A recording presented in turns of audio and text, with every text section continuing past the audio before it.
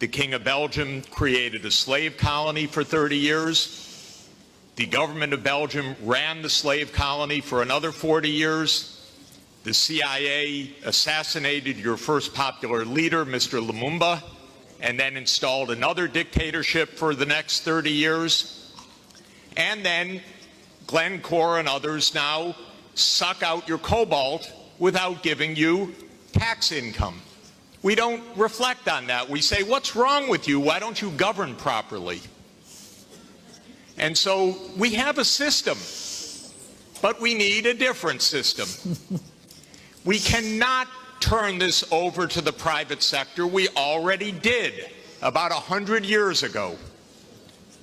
Not only to the private sector with the U.S. military behind it, with the defense of these property rights in the Minister of Honduras's country, where United Fruit ran the country for a long time.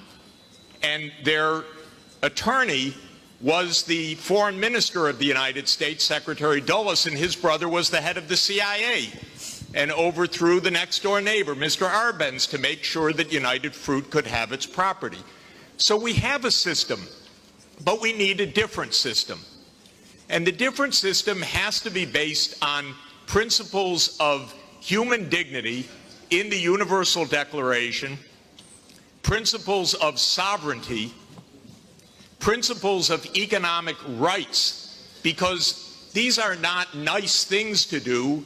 In 1948, all the government said that food is a right, social protection is a right, not a nice thing, not a pleasant thing, a right. That was 73 years ago. The SDGs are nothing more than our generation's attempt to honor the Universal Declaration of Human Rights. I come from a country that not only doesn't care about the world's poor, it doesn't even care about its own poor. 1 in 7 Americans is hungry right now, and they don't care.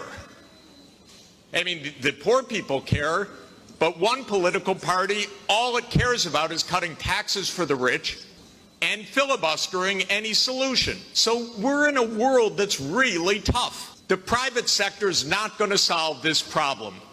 I'm sorry to say to all of the private sector leaders, behave, pay your taxes, follow the rules. That's what you should do.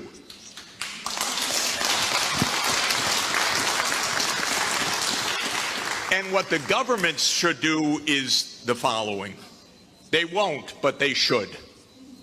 First, the G20 should become the G21 by inviting systemically the chairperson of the African Union and the African Union to be the 21st country. The European Union is a member of the G20 as the EU.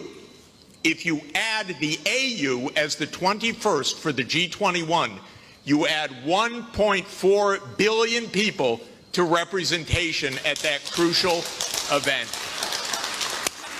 That will change decisively the discussion, because 1.4 billion people are not at the table for finance right now, and they need to be. So my first recommendation is the G21.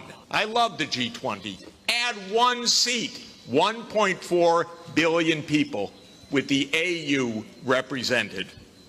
Second, we need an order of magnitude change of development finance.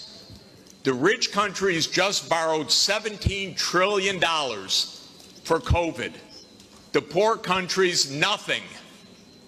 Because the rich countries can borrow at 0, and the poor countries pay 5 or 10% coupon rates or have no access at all. So the world exposed its grotesque inequality this past year and a half. Rich countries didn't say, we tighten our belts, why don't you? My country spent $7 trillion of emergency funding, not one penny for anybody else, by the way. $7 trillion, it didn't even cross the imagination of the U.S. Congress to include a few crumbs for the rest of the world. But the poor countries cannot borrow. That's what we should have heard from the World Bank. I didn't hear that from the World Bank. I didn't hear real numbers. Real numbers are in trillions right now because the world economy is 100 trillion a year. But we don't talk about real numbers. But my job, all I know in this world is long division. Divide by 100 trillion and then see whether you're talking about something real or not.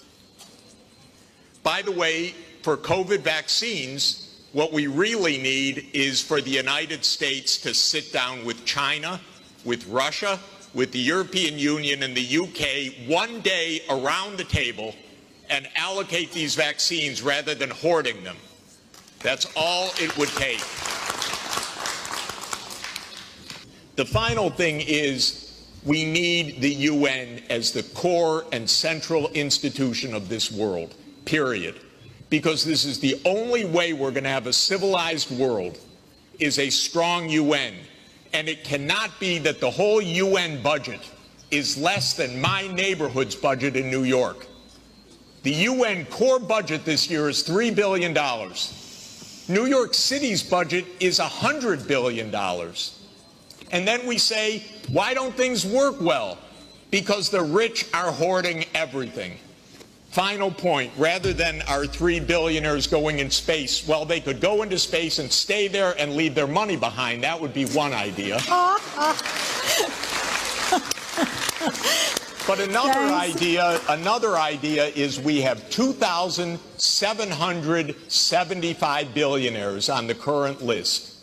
Their combined net worth, 2,700, is $13.1 trillion. Now, I have it on good authority, you don't need more than $1 billion to be comfortable. But they have an excess of $11 trillion over just the $1 billion. So we should be taxing that and having a civilized world. Thank you. Jeffrey.